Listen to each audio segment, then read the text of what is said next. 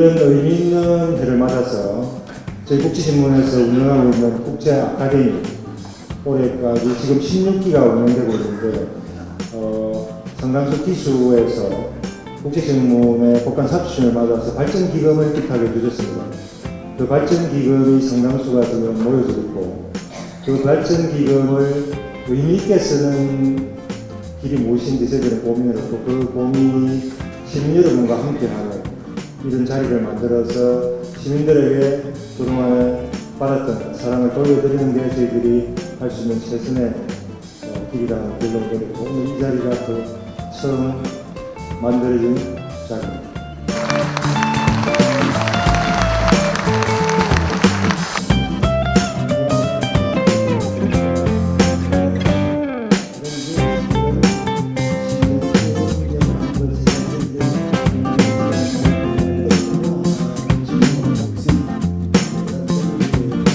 우리는 사실 이제 모르고 있는데요. 아시아의 여러 나라들, 동남아시아의 여러 나라들이 하는 얘기가 있습니다. 한국은 6.25 전쟁을 겪고 나서 기적적으로 달라졌다고 하죠. 한강의 기적을 만들어냈다고 그럽니다. 또 어떤 사람들은 크게 봐서 2차 세계대전이 끝난 다음에 상상할 수 없을 만큼 빨리 성장한 나라가 있는데 그 하나가 이제 독일이고요, 일본이고요, 나라가 없다가 나라가 생긴 이스라엘입니다. 그 다음에 한국을 꼽습니다. 한국이 정말 빨리 이렇게 성장해서 오늘까지 왔습니다. 그 이제 과거 이제 100년인데요. 그 이제 오늘 우리 앞으로 100년쯤 지난 다음에 우리 한국이 어떤 위치에 올라갈 수 있을까? 그걸 생각해 봅니다. 또 어떤 분야에 있어서 우리 한국 사람들이 아시아에 있어서 세계 무대에 있어서 100년 후에는 다른 나라 못지않게 자랑거리가 될 수 있을까 그런 생각을 해봅니다. 그런데 지정학적인 원인도 있고 여러 가지 이유가 있었어요. 다른 나라들이 전부 부강한 나라가 되길 원합니다. 부자가 되고요. 강한 군대가 되기를 원하는 나라가 되는데 우리 옆에는 일본도 그렇고요. 중국, 러시아 다 그렇습니다. 그런데 우리는 여러 가지 이유를 볼 때 그 나라들과 견주어서 부강한 나라가 되자 하는 생각은 하기가 좀 어렵습니다. 그걸 자신이 잘 알고 있습니다. 그런데 또 100년쯤 지나게 되면 세계에서 국가의 행복이나 국민의 성장을 구별해보는 표준이 좀 달라집니다. 얼마 전까지는요, 어느 나라가 군사력이 제일 강한가, 그걸 평가했습니다. 군사력이 강해야 됩니다. 그 다음에 어느 나라가 민주주의 정치를 하고 있는가, 그걸 평가했습니다. 근데 요새는 그 평가가 달라져서 어느 나라가 경제적으로 성장해 있는가, 경제가 표준이 되어 있습니다. 자꾸 이제 나라가 변합니다. 근데 이제 100년쯤 지난 다음에 그게 또 달라집니다. 그래서 어느 나라가 제일 문화의 혜택을 많이 받고 있는가, 그 평가로 올라갑니다. 근데 그렇게 올라가는 게 이제 인류 역사가 올라가기 때문에 그렇고요. 그걸 이제 주도하는 기관이 유엔입니다. 우리 같은 나라는 이제 유엔이 있다고 하는 건 대단히 혜택스러운 겁니다. 우리 정치도 저는 그렇게 얘기하는데요. 우리나라의 애교 문제라든지 다 나라가 지금 작으니까 그거 없지만요. 이제 조금 더 지나게 되면 유엔에서 강대국보다는 한국 비슷한 중견 국가의 발언권이 높아집니다. 또 그렇게 되지 않으면 안 됩니다. 이제 그때쯤 되게 되면 한국이 어떻게 될 것인가, 군사력이다, 무슨 정치력이다, 아니면 경제력이다, 그것보다도 한국 사람들이 얼마나 문화의 혜택을 많이 누리고 문화를 다른 나라에 주고 있는가, 그 평가를 받게 됩니다. 근데 지금 그런 평가를 받는 나라들이 이제 가만 보면요, 선진국가입니다. 앞으로도 선진국가라는 것은 이제 문화의 혜택을 누리는 나라가 선진국가입니다. 유엔에서 해마다 이제 세계에서 제일 행복 지수가 높은 나라가 어떤 나라인가 하고 뽑아오는데요.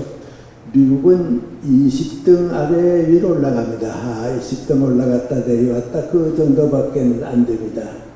근데 세계에서 행복 지수가 제일 높은 나라들은 덴마크라든지 노르웨이라든지 스위스라든지 북유럽의 작은 나라들입니다. 그러니까 그 나라들이 제일 문화 혜택을 받고 행복하게 사는데요. 100년쯤 후에는 이제 우리도 그런 나라로 성장을 해야 합니다. 그리고 그건 우리에게 가능한 겁니다. 근데 이제 그렇게 하려고 하게 되면 두 가지 조건이 우리에게 필요해지는데요. 첫째 조건은 인간의 문화가 온 국민의 참여로 이루어질 수 있어야 합니다. 제가 다른 데서도 많이 이제 그 독서를 좀 많이 하자 그런 얘기를 많이 하는데요. 독서를 하는 나라와 하지 않는 나라는 100년 후에는 다 달라집니다. 그래서 우리가 책을 좀 많이 읽는 국민이 되자고 하는 생각을 가지는 겁니다. 아마 제가 이렇게 얘기하면 쉽게 이해할 것 같습니다. 지금까지 오늘입니다. 오늘 전 세계 인류에게 문화의 혜택을 주고 있는 나라는 5나라입니다. 역사적으로 보면 이제 영국, 프랑스, 독일입니다. 그 다음에 이제 어느 나라가 되는가 하고 다들 러시아가 될 줄 알았습니다. 근데 불행하게 러시아가 공산주의 국가가 되면서요, 인문학을 배제했습니다. 공산주의 국가에는 사상을 통제하기 때문에 인문학이 없습니다. 그래서 보면 러시아는 탈락했습니다. 대신 올라온 거 이제 미국입니다. 그리고 아시아는 일본입니다. 이 5나라 문화 가지고 지금 세계 인류가 살고 있습니다. 이 5나라의 문화가 없으면요, 태양볕이 없어진 것 같아서 우리 문화적으로는 어두운 달밤에 살 정도로 떨어질 겁니다. 그 5나라가 이제 문화의 혜택을 줘서 우리가 살고 있는데요. 그리고 그 5나라가 이제 어떤 나라인가 여행을 해봐도 느낀데요. 이 나라들은 국민의 절대 다수가 100년 이상 독서를 한 나라들입니다. 그 혜택이 이제 독서가 국민의 문화적인 토양을 만들어서 거기에 학문도 잘하고 예술도 잘하고 사상도 잘해서 문화가 올라간 겁니다. 근데 그 독서를 하지 않으면 정신적으로 굶어지기 때문에 잘하지 못합니다. 근데 우리가 지금 그 토양은 됐습니다. 되는데, 교육은 됐는데, 독서를 너무 안 하는 교육이 되고요. 책을 자꾸 멀리 하지 않나 하는 이제 걱정을 하게 되는 겁니다. 예를 들어 말하면 이제, 영국이 아까 이제 역사적으로 제일 먼저라고 얘기를 했는데요. 이탈리아나 스페인이나 포르투갈은 영국보다 먼저 올라갔던 나라입니다. 더 먼저 올라갔던 나라인데 지금 떨어졌습니다. 왜냐하면 그 나라들은 독서를 안 했습니다. 그러니까 그만 문화적인 굶어지가 되니까요. 이제는 많이 떨어졌습니다. 또 여러분 이제 여행을 해보는데요. 여기 이제 미국에 가면 캐나다가 있고 미국 있고 멕시코가 있잖아요. 이 멕시코가 200년 전에는 미국하고 비교 안 될 정도로 문화가 높았습니다. 미국은 아래였습니다.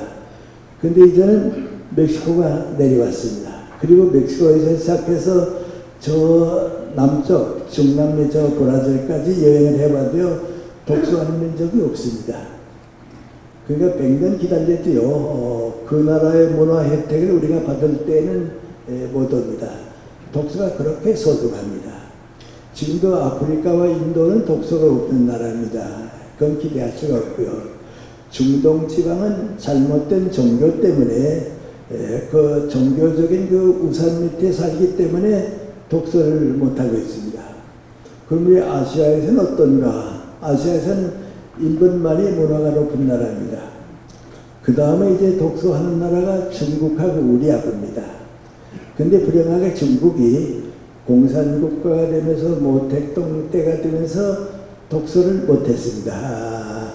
공산주의의 제일 큰 비극이 바로 어디냐면 사상을 통제하기 때문에요. 인문학이 죽습니다. 인문학이 죽으면 독서를 못합니다. 그래서 그렇습니다.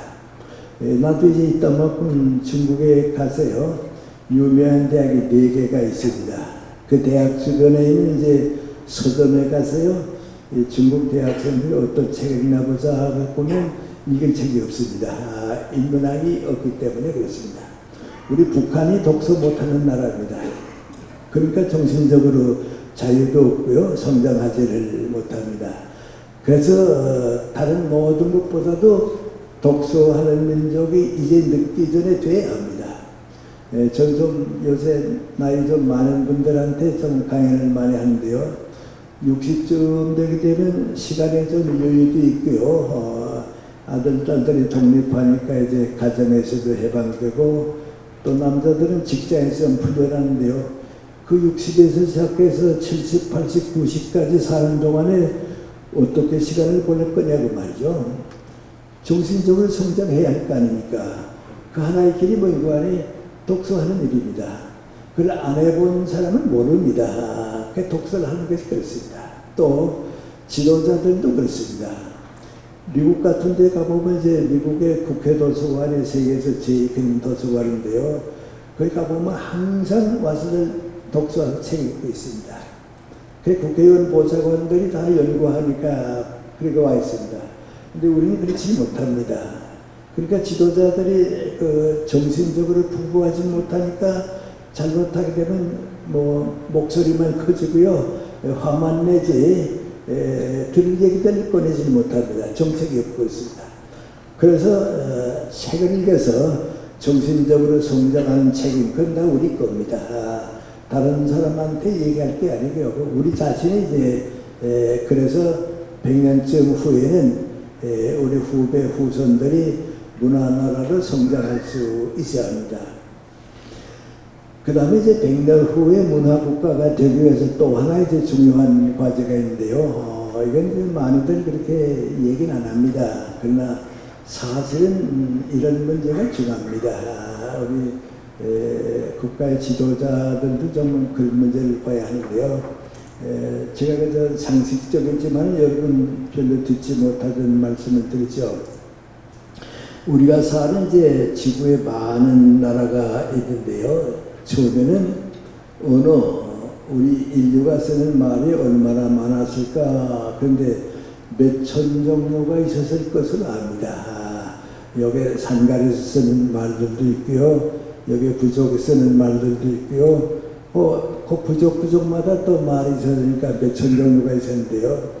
그 이제 자꾸 없어집니다. 지금 많이 없어져서 이제 아마 몇백 종류밖에 안 남았을 거다 그럽니다.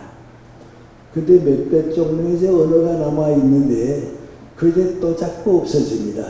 마지막에 이제 많이 이제 없어지게 되겠는데요. 어떤 언어가 없어지는가? 처음에는 이제 부족들이 쓰다가 그 지역에서 쓰다가 그 국가가 형성되면서 국민이 커지니까 그 없어지고 국가가 쓰는 언어로 바뀝니다. 또 이제 나라와 나라 사이에 이제 인간 사람 많이 교류를 하고 말이죠. 이제 또 그 매스미디어가 많이 전파되고 그러니까요. 언어가 자꾸 통일되니까 많이 줄어듭니다. 그런데 제일 지금 우리나라하고 이제 중요한 건 민관이 말은 있는데 문자가 없는 언어가 있습니다. 말은 다 합니다. 근데 문자가 없는 언어가 있습니다. 그런 언어는 자꾸 이제 없어집니다. 마지막엔 지구에서 이제 그런 말은 사라져버리고 맙니다. 근데 우리가 이제 관심을 안 가지니까 그렇지 우리 주변에서 그렇게 되고 있습니다. 내가 일본에서 대학 생활할 때요, 대만이죠. 대만 원주민 학생이 하나 와 있었습니다. 그 대만의 원주민은 수가 많습니다. 우리가 생각하는 것보다 수가 많은데요. 대만 원주민들이 쓰는 말은 있습니다. 근데 문자가 없습니다. 그러니까 그 대만에서 온 내 친구가 편지하는 걸 가만 보면요, 저희 글자가 없으니까요, 영어 알파벳에다가 맞춰가지고 썼습니다. 사람 하면 이제 원주민 사람이라는 말씀은 SARAM 이렇게 써나가거든요. 그러니까 부족하지만 그거 가지고 또 표지 받아놓고선 여기 무슨 뜻인가 하고 보다가 찾아내고 그렇습니다. 그게 문자가 없으니까요. 지금 대만 가면요, 대만 원주민 대신 말도 없어졌습니다. 말도 없어지니까 한때는 일본말 썼겠죠. 지금 이제 중국말을 쓰게 되고 그렇습니다. 그러니까 문자가 없는 언어이기 때문에 그 언어가 없어지면 문자가 있는 나라가 흡수되고 맙니다. 그러니까 타이완은 지금, 대만은 지금 중국의 문화권입니다. 중국 문화권에 들어가 있고 말았습니다. 세계에서 이제 문화적인 혜택을 제일 많이 누리는 나라는 스위스입니다.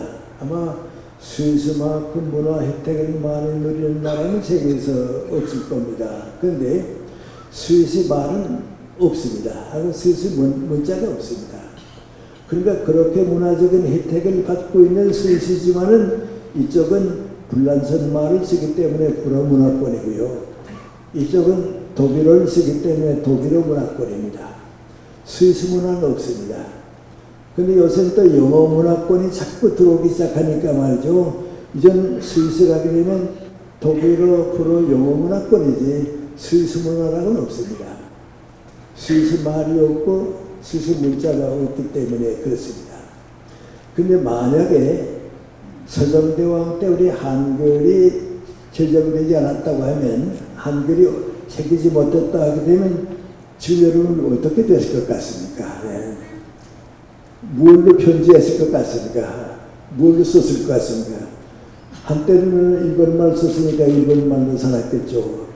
지금쯤은 중국말도 아니고요, 중국 문화권도 아니고요, 일본 문화권도 아니고 우리가 대만 원주민 같이 될 뻔했습니다. 근데 그때 한글 문화권이 생겼기 때문에 이제 우리는 한글 문화권을 만들고 있습니다.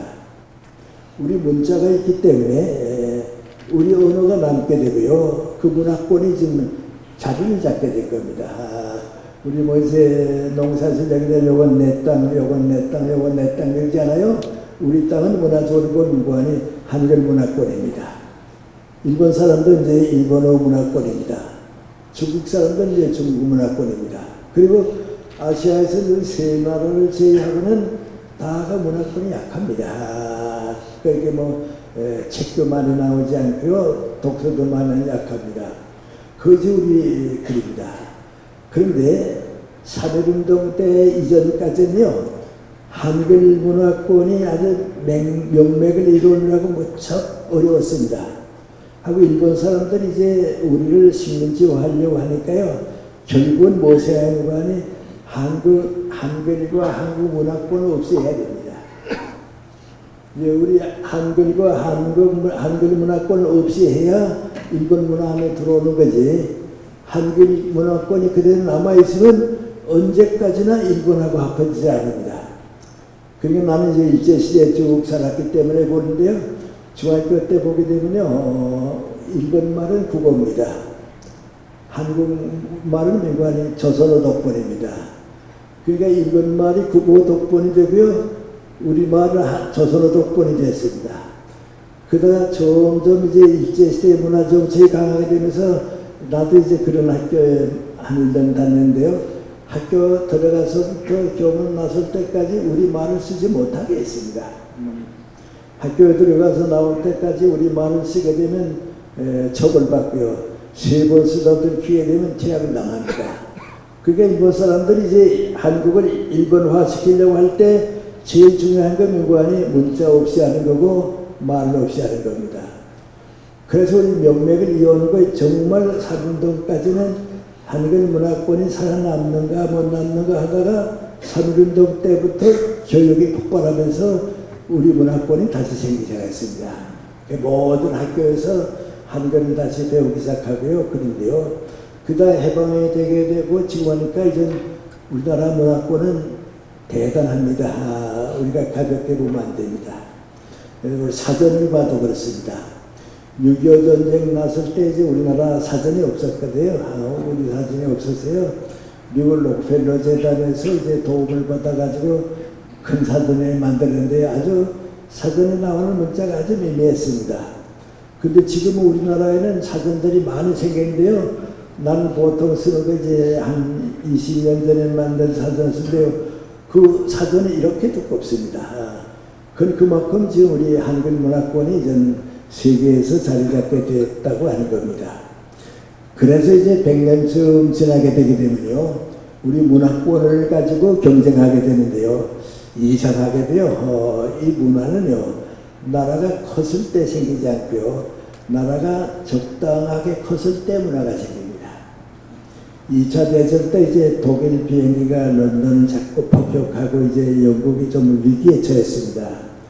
그때 영국에 이제 그 성공의 지도자, 전국의 지도자가 있었는데 그 사람이 뭐라 했는 거 아니, 걱정하지 말라고, 우리 영국이 정신적으로 세계 문화에 기여할 때는 영국의 식민지가 되고 큰 나라가 됐을 때가 아니고 한참 작은 나라가 열매 맺을 때라.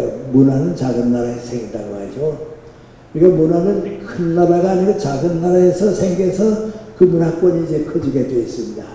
그래서 이제 우리 한글 문화권을 이제 만들어야겠는데요. 이걸 이제 100년 후에 세계 무대에서 우리가 찾으려고 하게 되면 그 책임이 제일 중요한데, 이건 자연과학은 아닙니다. 자연과학은 이제 세계가 다 공통된 그 표준이 있기 때문에 그것은 읽을 만한 책이 나오는 건 국민들이 읽을 만한 인문학은 아닙니다. 그러니까 자연과학은 아니고 사회과학인데요. 우리가 지금 세계 큰 나라가 많은 것 같죠. 일본도 그만큼 문화가 높은 나라인데요. 사실은 일본 나라를 이렇게 쭉 보면요, 국제적으로 인정받을 만한 사회과학은 없습니다. 그런 점은 일본이 이제 문화적으로 올라간 것 같지만은 전통이 약합니다.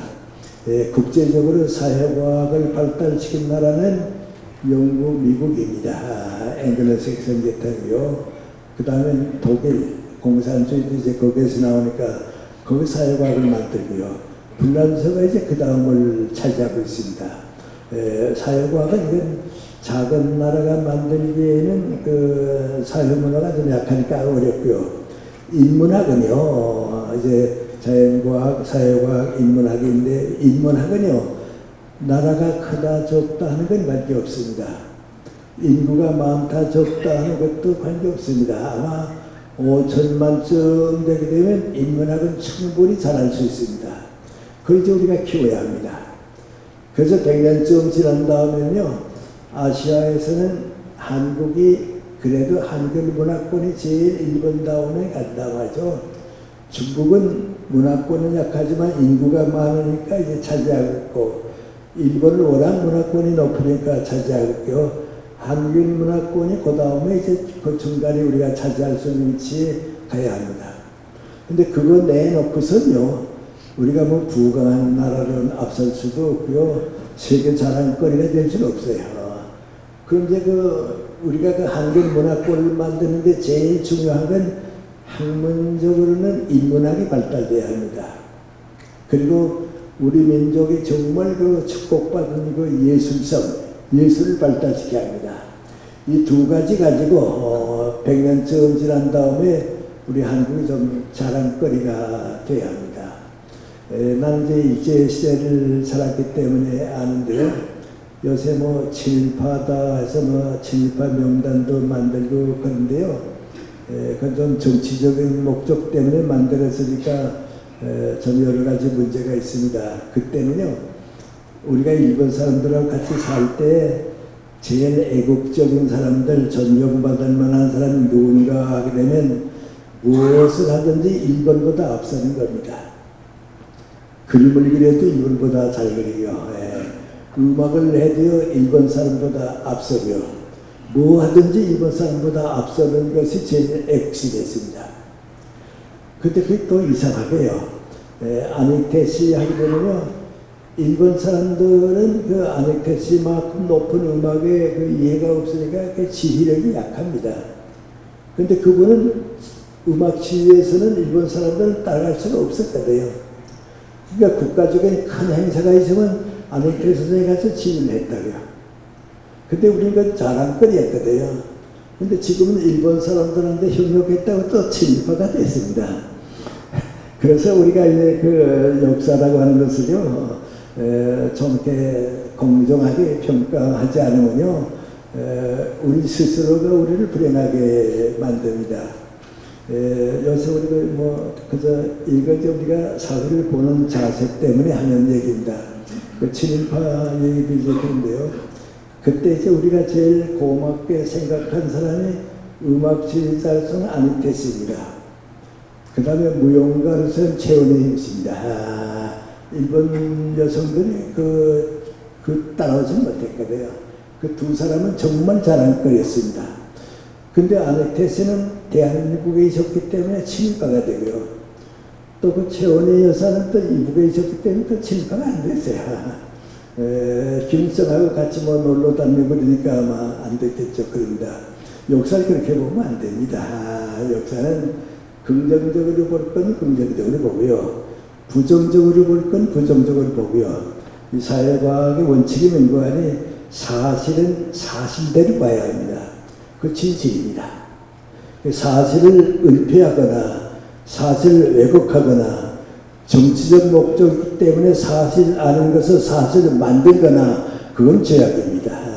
그건 어느 정부가 하든 그건 죄악입니다.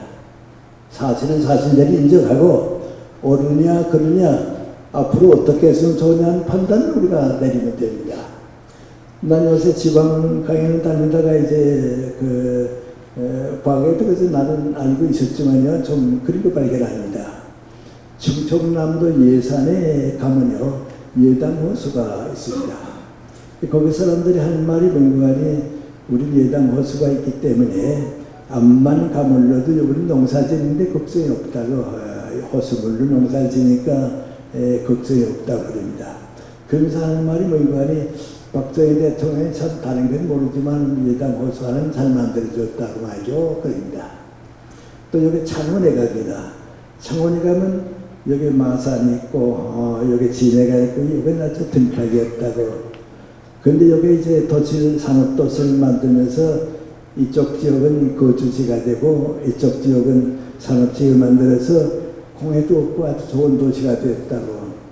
그러면서 하는 말이 뭔가니 박정희 대통령 때 참 그 하나는 잘해줬다고 그럽니다.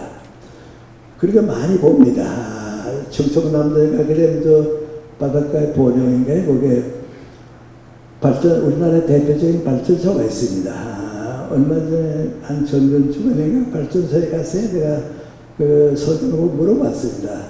이 발전소가 내가 알기로 오래전에 생긴 것 같아요. 언제 생겼습니까? 그랬더니 박정희 대통령 때 생겼다고 그래요.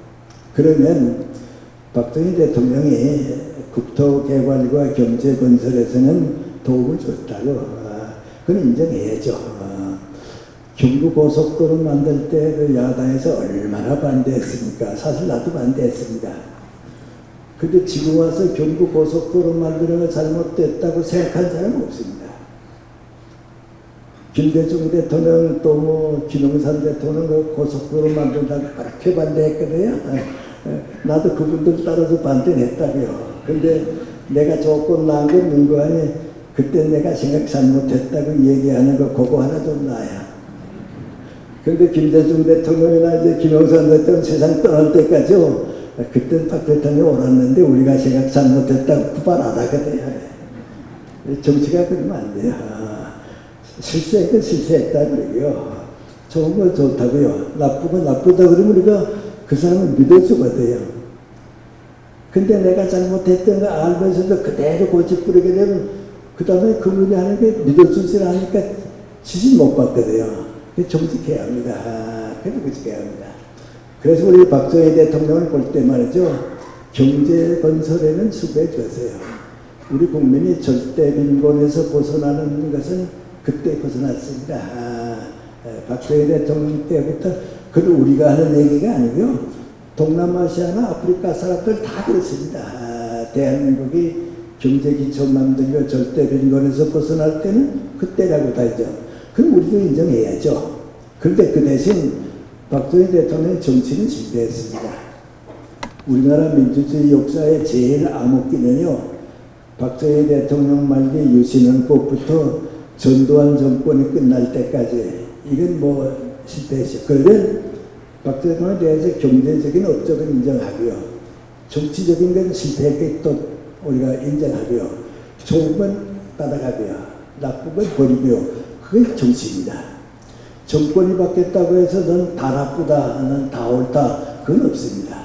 그래서 지금 우리가 자꾸 너무 정권을 따라가게 되니까요. 있었던 것도 없어지게 만들고 없는 것도 있게 만들고 그건 올바른 이제 국민의 국가의 태도가 못 되죠. 저는 아까 얘기 다시 돌아가서 말이죠. 그래서 이제 앞으로 생각하는 것은 이제 인문학입니다. 근데 요새 대학에서도 인문학이 자꾸 버림을 받습니다. 근데 그건 뭐 세상에 흘러가는 흐름이니까 꼭 우리가 원하는 대로 되지 않지만은 문화국가가 되게 되면 인문학이 목숨입니다. 인문학 가지고 사회에서 합니다.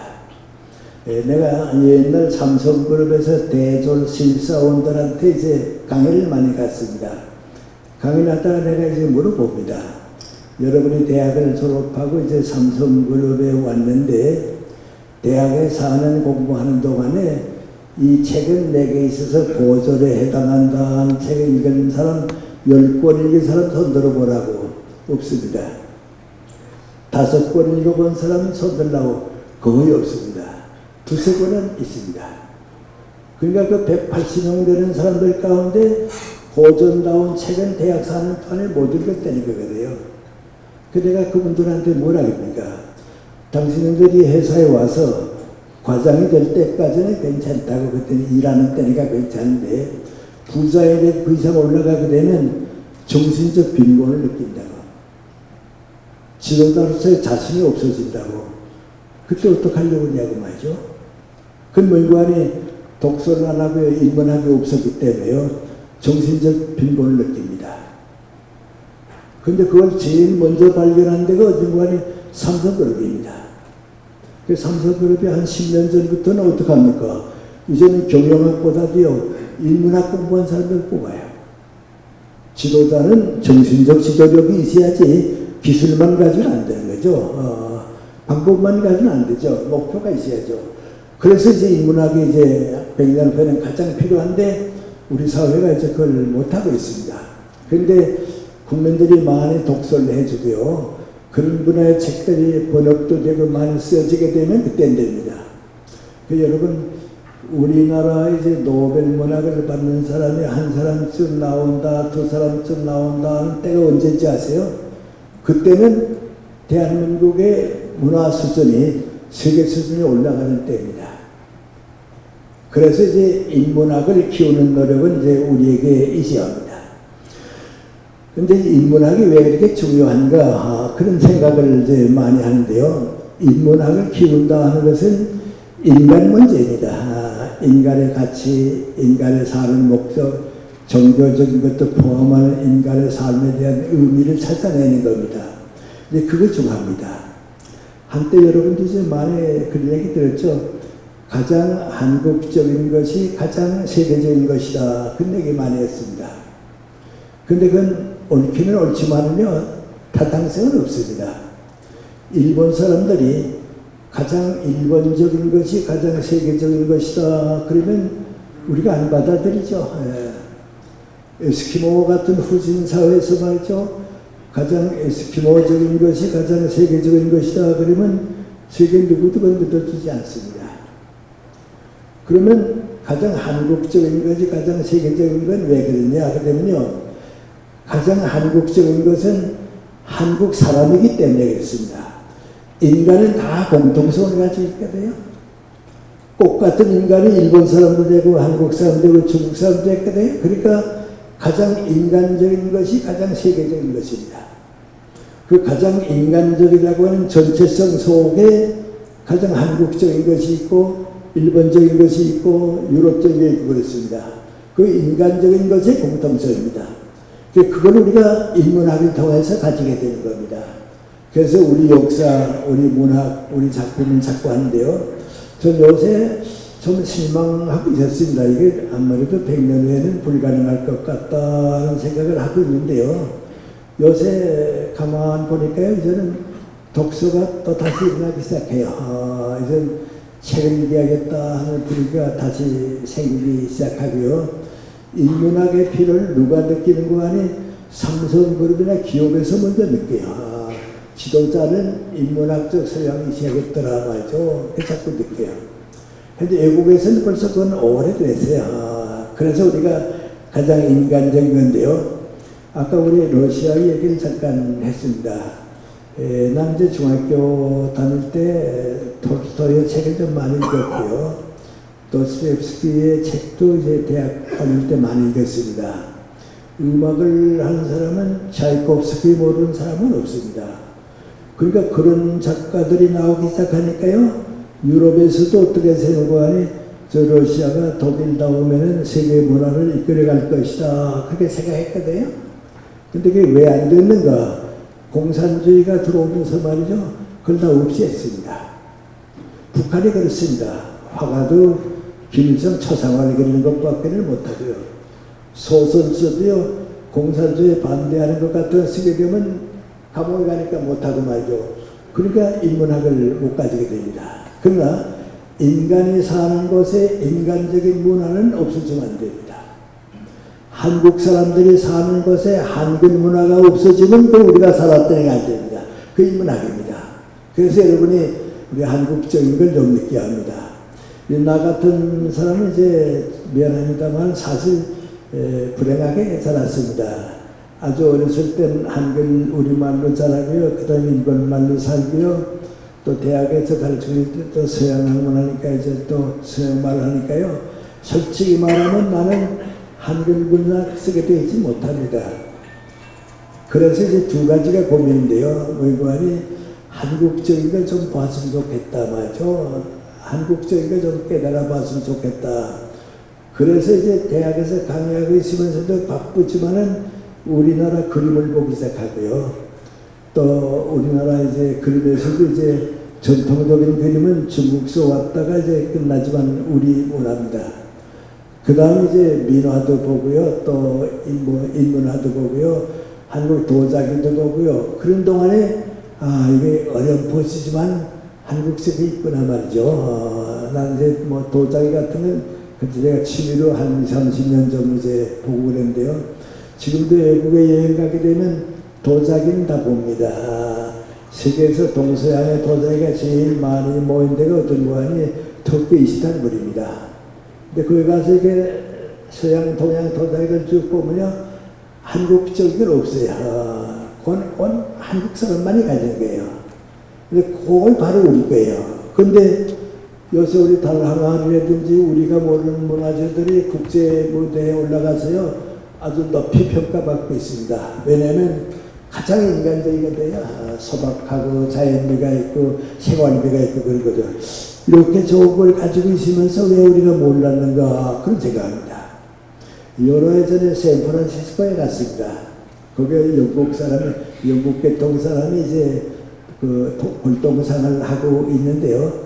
이쪽에는 중국 거, 이쪽에는 일본 거, 이쪽에 이제 한국 거를 이제 구해다가 남편은 돌아다니면서 구해오고요. 부인은 이제 그걸 가게를 가지고 팔고 있고 이제 그런 거예요. 그래서 내가 보고 싶어서 갔어요. 가서 이제 중국 것도 보고 일본 것도 보고 한국 것도 쭉 보니까 말이죠. 다른 건 다 모르겠는데요. 가장 인간미, 자연미가 있는 건 한국 거이 나요. 근데 그 주인되는 영국 사람도 물어봤어요. 나는 한국서 왔기 때문에 이제 한국 걸 좋아하는데 당신은 어떻게 보느냐 그랬어요. 그랬더니 자기가 한국 걸 최고라 그래. 오래 두고 보면요. 한국 거의 일본 거하고는 비교가 안 된다고 하죠. 일본 사람도 그 아기자기하게 만들었지만은 그 생활비가 없고요. 중국어는 이제 또 뭐 웅장한 정이 많이 있지만은 따뜻한 생활비가 없다고 말이죠. 그런 이제 우리 인간미가 있는 걸 찾아내야 합니다. 그 이제 어디서 나오냐면 우리나라 사람들이 쓰는 소설이 문화식에 올라가서 노벨상을 받게쯤 되는 때입니다. 그래서 이제 이게 인문학이 이제 중요한 겁니다. 그 다음에 이제 우리가 가장 소중히 생각하는 것은 이렇게 되려고 하니까 말이죠. 우리 정치가 뒷받침은 못하더라도 통제는 안 해야 합니다. 그 이제 백년 앞을 바라볼 때는 우리가 많이 지금 좀 걱정하는 겁니다. 아까 내가 얘기했지만요. 우리 아시아에서 있는 공산권들이 다 문화가 없어진 게 이제 인문학인데요. 독일의 한 대학원 학생이 장학금을 얻어가지고 북경대학 대학원에 중국 사상을 연구하러 왔어요. 근데 불행하게 거의 못했던 때예요. 와서 한 학기 동안 1년 동안 있어보니까요, 배울 게 하나도 없어요. 그 사람 이제 중국말도 공부하고 한국도 다 공부해가지고 왔거든요. 보는 게 전부 막스주의, 공산주의 일어나고요, 모택동 정신밖에 없거든요. 그러니까 도로 가려고 가다가요, 누가 자유중국 가면 공부할 수 있다고,台湾가면 된다고, 그 자유중국으로 가다가 서울에 들려서 나를 만났어요. 그 나보고 물어봐요. 자유중국 가면 할 수 있냐고. 그러니까 할 수 있다고. 왜냐하면 전통이 그냥 살아있으니까 괜찮다고 말이죠. 그리고 내가 언어의 장벽이 있으니까 내가 말은 못하겠는데, 지금 중국 문화 사상에 대해서 제일 연구가 많고 앞서 있는 건 일본이라고 말이죠. 중국보다 일본이 앞서 있습니다. 그거 이제 문화가 올라간 하나의 이제 과정이고 그렇습니다. 그럼 왜 중국이 이렇게 됐는가? 공산주의 국가가 되면서요, 사상을 통제합니다. 언론을 통제합니다. 그러면 인문학은 죽습니다. 그 공산주의 국가 가운데 인문학이 발달된 나라는 없습니다. 근데 우리도 자칫하게 되면 말이죠. 자꾸 언론의 자유도 구속하게 되고요, 사상의 자유도 구속하게 되면 인문학이 없어집니다. 그건 정부가 하면 안 됩니다. 그거보다도 또 걱정스러운 면관에 정부는 교육을 통제하면 안 됩니다. 교육은 교육자에게 맡겨야 합니다. 요새 우리 대학까지 이제 감사한다 하니까 자꾸 걱정스러운 게 바로 그겁니다. 그저 우리 다 늙은이니 왜 교육이 어떻게 가야 하는 게 중요한가 때문에 하는 얘기인데요. 내가 잘 아는 제자 가운데 한 사람이 독일에서 박사학위를 얻고 독일에서 강의를 하다가 한국에 와서 교수가 됐습니다. 교수가 되니까 이제 미국에 자주 갑니다. 학회도 있고 세미나 발표도 하러 가고 자주 갑니다. 몇 번 갔다 오는 동안에 한 20년 동안에 여러 차례 미국 갔다 왔습니다. 한 번 갔다 오더니 나보고 그래요.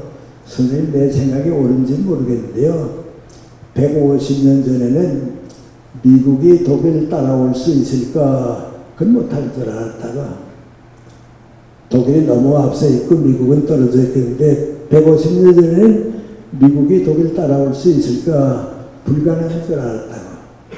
근데 요새 여러 번 미국에 갔다 오고 했는데 앞으로 100년 동안은 독일이 미국을 못 따라간다고. 완전히 미국한테 졌다고 말이에요. 왜 그렇게 됐는가 하고 생각해 보는데 대학 경쟁에서 졌다고. 독일은 사립대학이 없습니다. 전부 나라에서 운영합니다. 그러니까 예산이 다 정해져 있습니다. 미국의 하버드 대학 예산 하나 가지고요, 독일의 대학 5개를 운영하게 됩니다. 그런 대학이 미국에 많이 있고요. 거의 다 전부 사립대학입니다. 미국은 사립대학의 역사가 큽니다. 미국 사람들 보고 물어보세요. 이 정부가 내놓은 업적이 더 크냐, 아니면 하버드 대학이 아메리카에 기여한 업적이 더 크냐 하면 그거야 대학이 크지. 미국이 얼마큼 잘한 건 하버드 이런 대학 때문에 컸지 정부 때문에 컸다고 생각 안 하거든요. 그러니까 대학은 정부 위에 있거든요. 근데 우리 대학은 교육부 밑에 있거든요. 그 자꾸 이래라고 돈을 주고서 주기도 안 주기도 하니까 이전 대학에 자율이 없어지고 말았거든요. 그 대학이 통제받게 되면요, 사상이 죽어요. 인문학이 죽어요.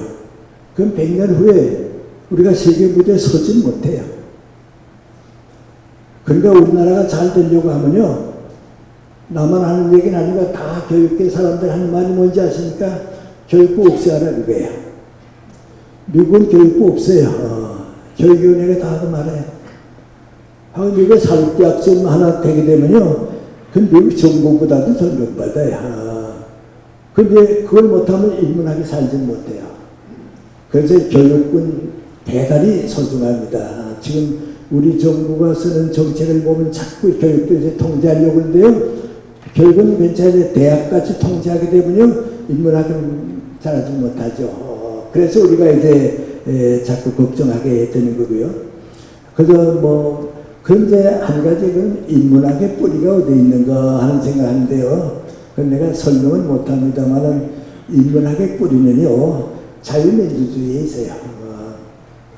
사회주의나 공산주의는 건 아니고요 자유민주주의인데요. 그 민관이 자유와 인간이에요. 모든 사람은 자유롭게 창조하고요.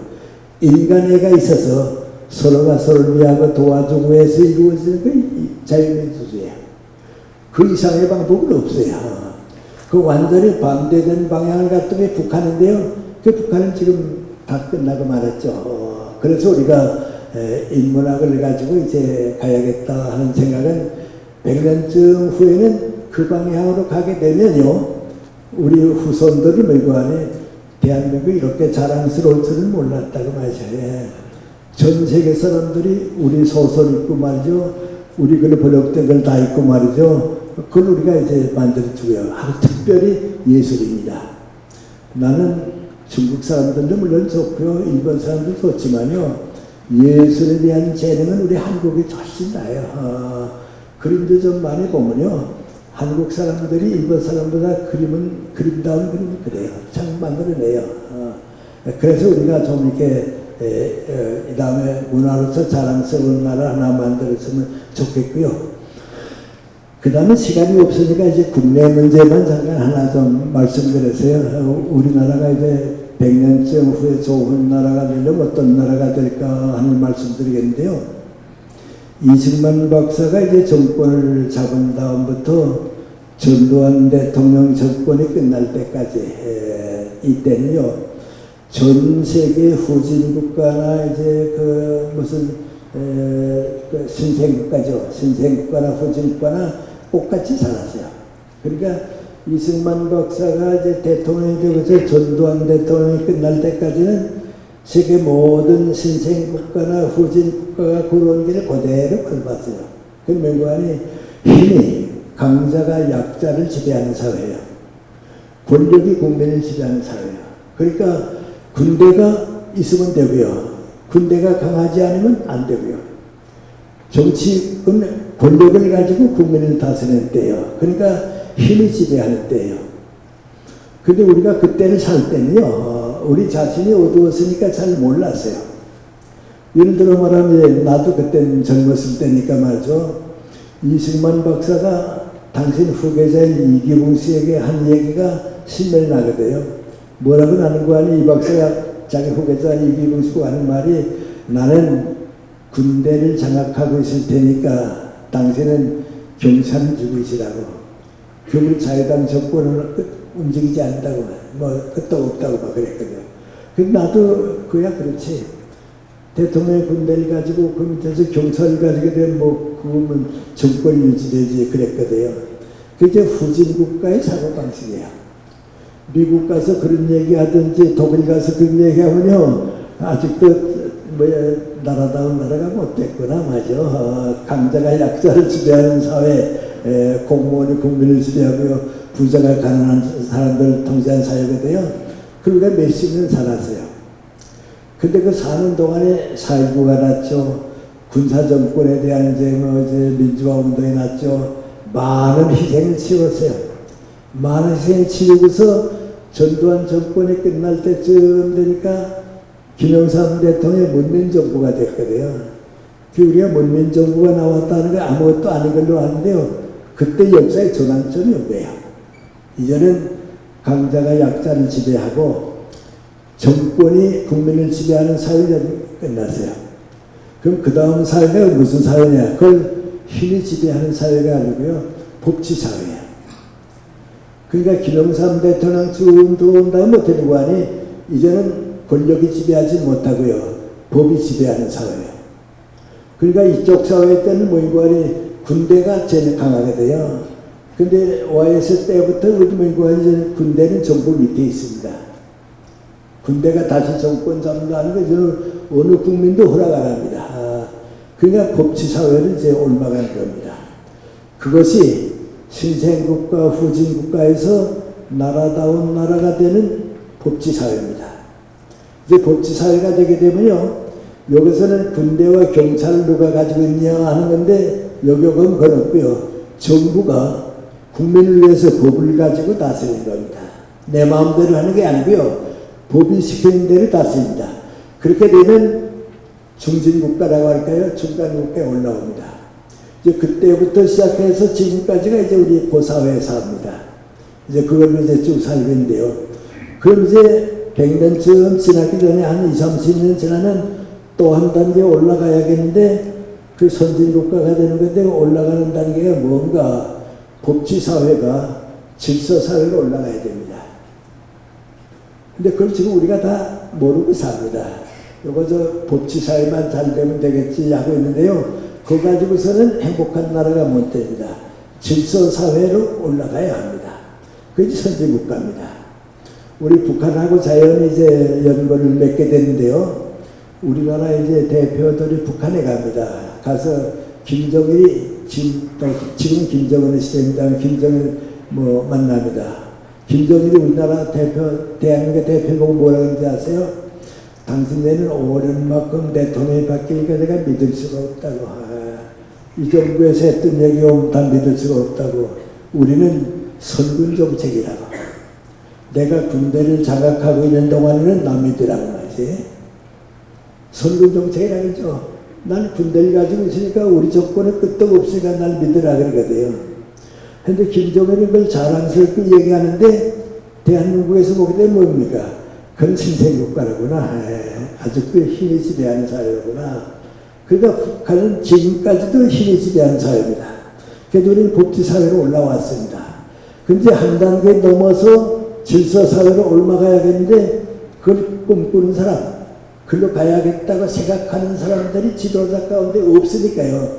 자꾸 늦어지는 겁니다. 100년 안에 이루어져야 합니다. 그럼 저게 어떤 사회인가? 법이 없어도 사는 사회입니다. 법이 중요한 게 아니고요. 양심이 중요합니다. 모든 것은 권력이 지배하는 게 아니고 말이죠. 양심적인 상식이 지배하는 사회입니다. 이제 그게 선진국가입니다. 이 다음에 여러분 가나다 같은 데 가보세요. 가서 농사 짓는 사람 보고서 우리가 물어봅니다.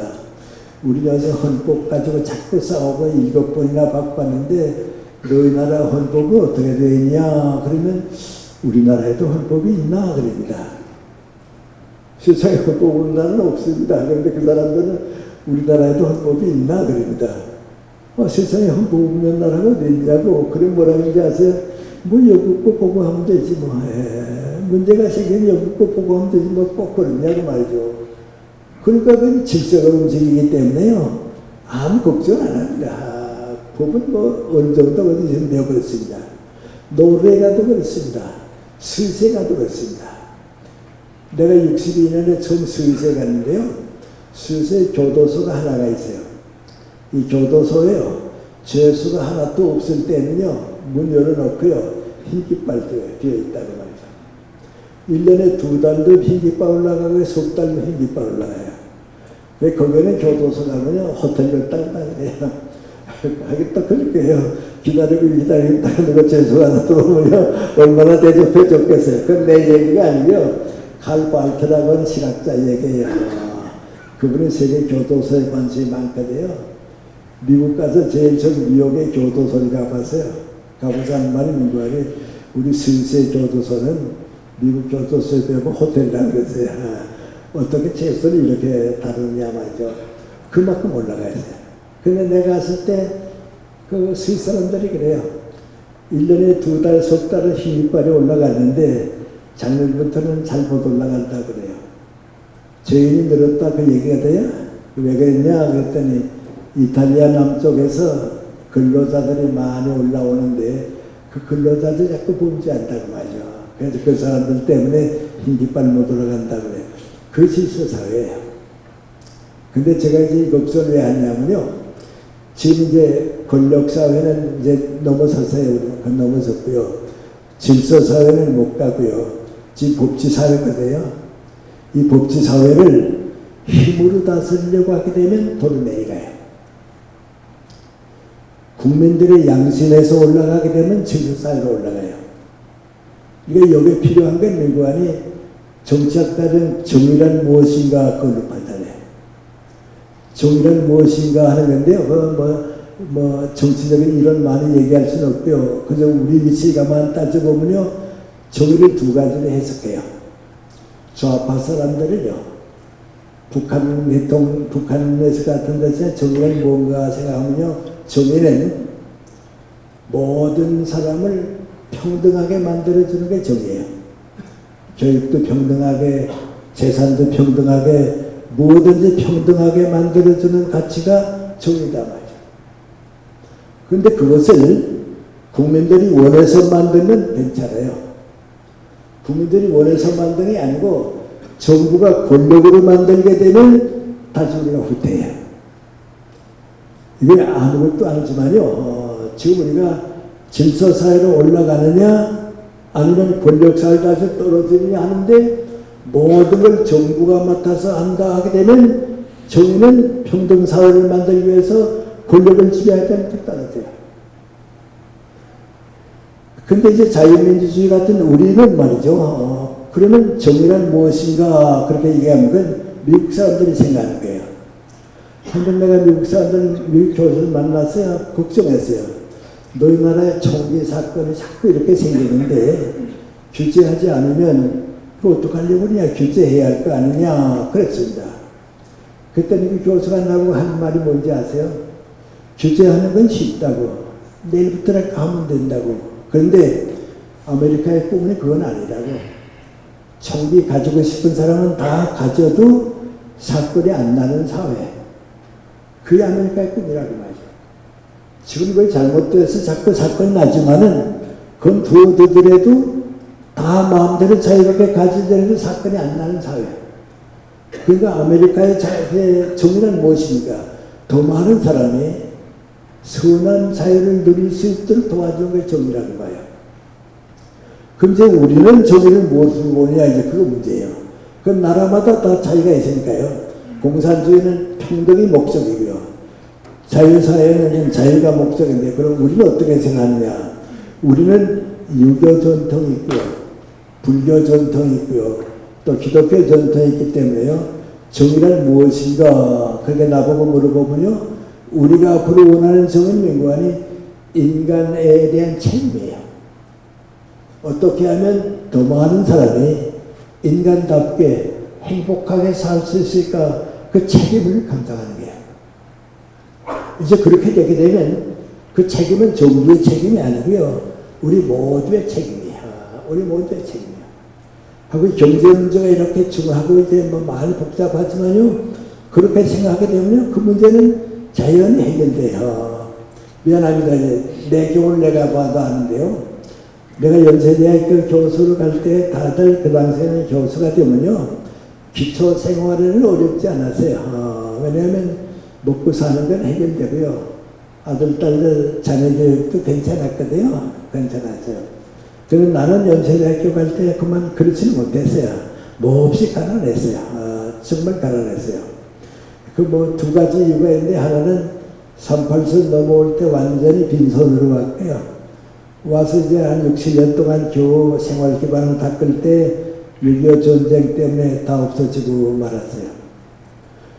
또 하나는 뭐 누구 잘못인지 모르겠습니다만, 그 당시에는 우리 나이 많은 사람들을 기억하는데요. 아들, 딸을 가리지 말고 둘만 낳아서 잘 키우자 그런 때 있었죠.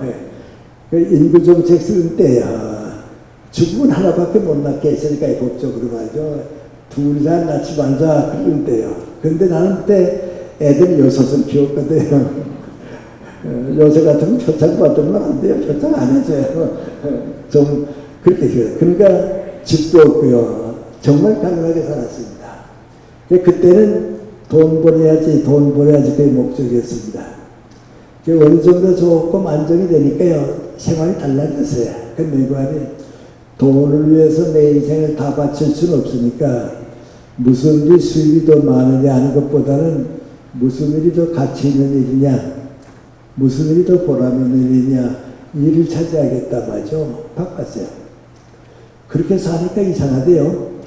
돈 때문에 일한 것은요, 돈과 더불어 끝나요. 수입을 위해서 하더니 수입과 더불어 끝나요. 근데 보람 있는 일을 찾아서 자꾸 일하니까 일이 일을 만들어요. 난 책을 좀 많이 쓰는데요. 책이 이제 2권이 나왔는데 내용이 좋은 책은요, 2조도요, 독자가 독사를 끌고 하니까 많이 나가요. 내용이 좋지 않으면요, 그걸로 끝나버리고 말아요. 일도 그래요. 돈 때문에 일할 때는 돈과 더불어 끝나더니 보람 있는 일을 하자 하고 보니까 일을 만드니까요, 수익은 더 많아졌어요. 그 경제 문제가 해결됐어요. 그 다음에 70대 후반기 80쯤 돼서 내가 조금 철들었거든요. 모든 일에는 목적이 있어요. 목적이 없는 일 없거든요. 근데 100사람이 100가지 일을 하니까요, 목적이 100가지 하는데 아니에요. 100사람이 100가지 일을 해도요, 목적은 다 똑같아요. 그 목적은 뭔지 아세요? 내가 그 일을 함으로써 그 사람들이 좀 더 행복하게 인간답게 살 수 있게 도와주는 게 내 일이에요. 그 의사는 내가 좋은 의사가 되어서 많은 환자들이 행복하게 건강해 주는 거예요. 교육자는요, 내가 교육하면서 내 제자들이 잘 살아서 대한민국이 훌륭하게 되는 거예요. 예술가들은요, 내가 그 작품을 만들어서 내가 그 글을 써서 더 많은 사람이 읽어서 행복하게 되는 거예요. 이게 이런 목적은 다 똑같아요.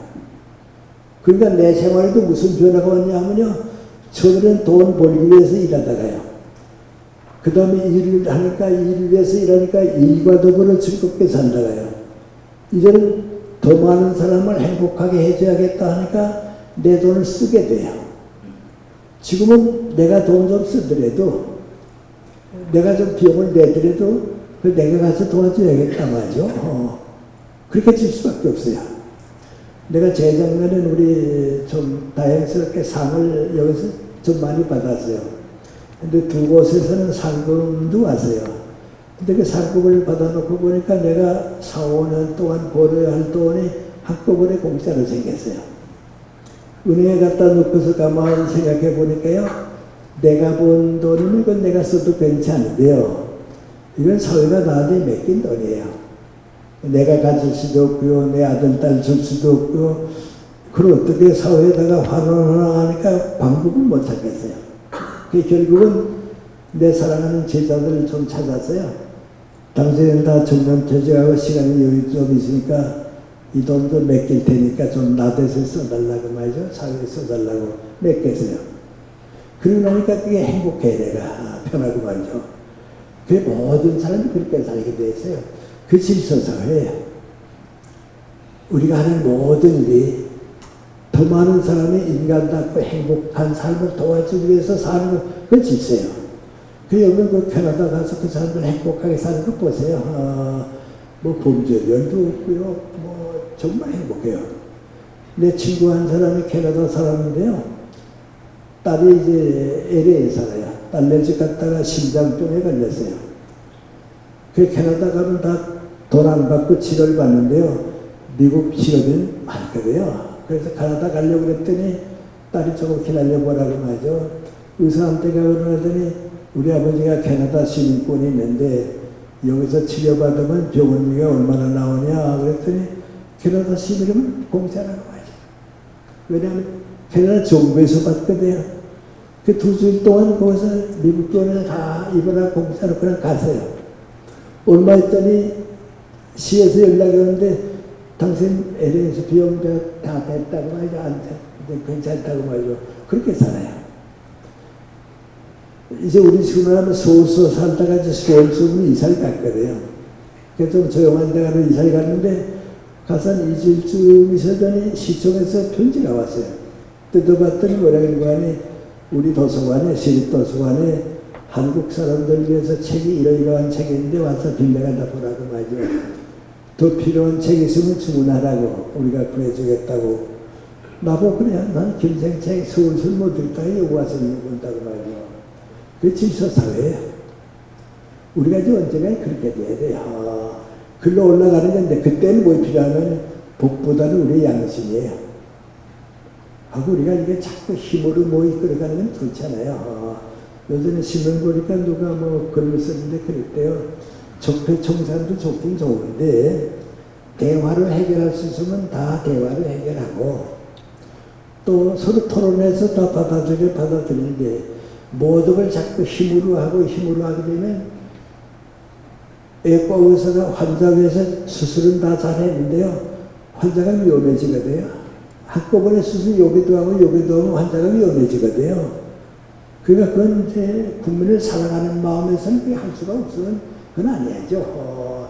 국민을 위하는 게 이제 정치니까 그렇죠. 이제 이런 모든 경우를 볼 때 여러분이 마지막 결론을 맹고하니 우리 모두가 서로가 서로를 위해서 양심적인 생활을 함으로써 법치사회를 넘어가고 진수사회로 올라가야 돼요. 그렇지 한 100년쯤 후에는 그렇게 되겠죠. 될 수 있게 살아야겠는데 우리가 변화해야 되니까 말이죠. 우리가 변화하지 않으면 안 되니까 말이죠. 그래서 다른 말씀은 못 드리고요. 100년 과거를 쭉 돌이켜보고 오늘까지 온 것은 어려움은 있었지만은 잘 극복하고 왔어요. 우리는 지금 우리가 모르는데요. 동남아시아 여러 나라들은 한국 참 놀라운 나라라 그래요. 기적적인 나라라고 말이죠. 그 어려운 전쟁에서 이만큼 올라갔다고 말이죠.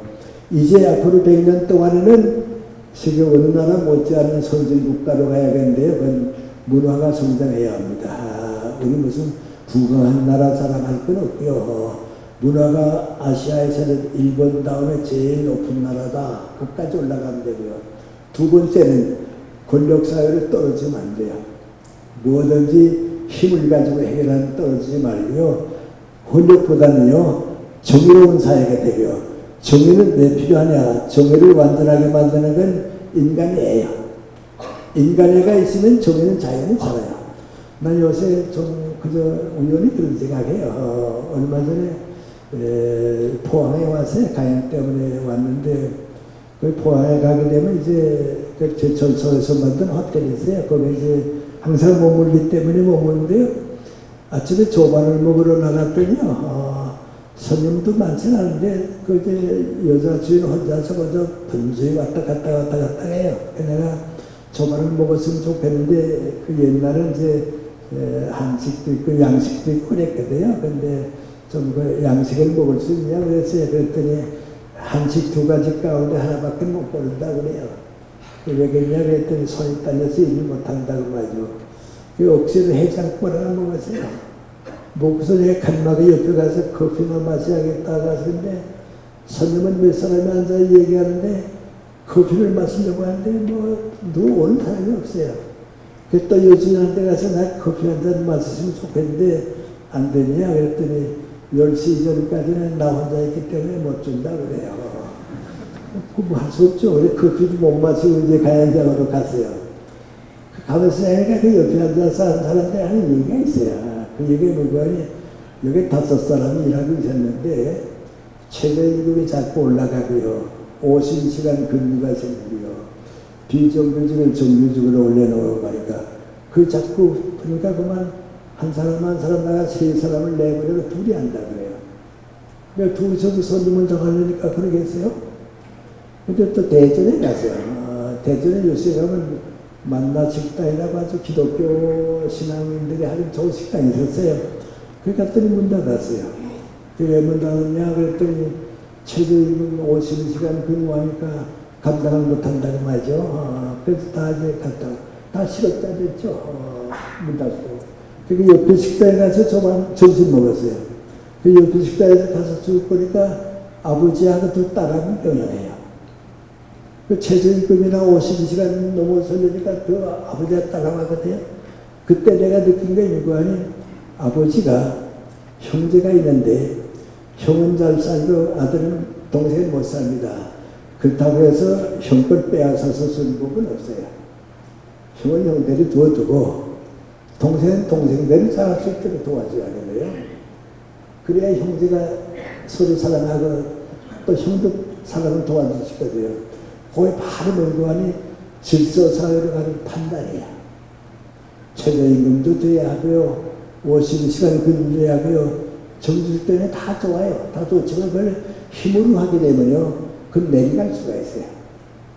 그걸 사랑으로 하게 되면 질서사회로 올라가요. 그러니까 우리 생활에서 아무것도 아닌 것 같지만은 사랑으로 있게 되면 그 질서사회로 가고요.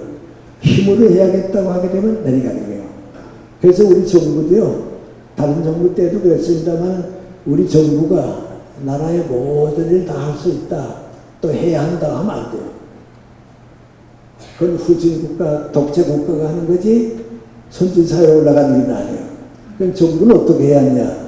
민간 지도자들을 자꾸 키워내보내야 돼. 기업은 기업가에게 맡기고요, 교육은 교육자에게 맡기고요, 예술은 예술가에게 맡기고요, 정부는 그걸 자꾸 도와줘야 해요. 그럼 그 자율적인 성장이거든요. 국민이 국민으로서 자라거든요. 그 높이 올라가게 되면 선진국가가 되는 거고요. 100년쯤 후에는 제병이 되겠는데, 이걸 우리 정부가 다 한다고 자꾸 규제하게 되면 더 올라가지 못해요. 그래서 첫째는 길게 봐서 대한민국이 아시아의 문화권 높이 올라가고 세계 문화에 기여할 수 있고요.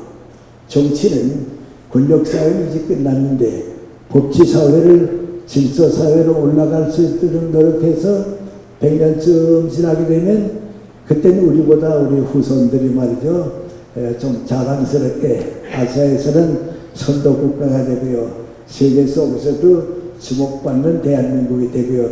그런 목적이 과거의 100년을 보고 앞으로 100년 볼 때 가능하고요. 또 그렇게 하지 않으면 안 돼요. 그 책임을 우리 함께 나눠가지고요, 좀 우리 행복하게 우리 시대를 우리 후손들 위해서 이끌어갈 수 있었으면 우리 자신이 행복해지고요. 여러분의 내 나이쯤 돼서 늙었을 때 그래도 우리가 할 일은 다 했다고, 우리 후손들 저만큼 행복하게 만들어줬다고 하는 기쁨을 누릴 수 있는 남은 여생을 선택해 주시기 바랍니다. 고맙습니다. 박수 한번 다시 한번 부탁드리도록 하겠습니다. 캐릭터를 먼저 드리는 선물로 전달해 드립니다. 여러분들 박수로 함께 마음을 담아주시고요.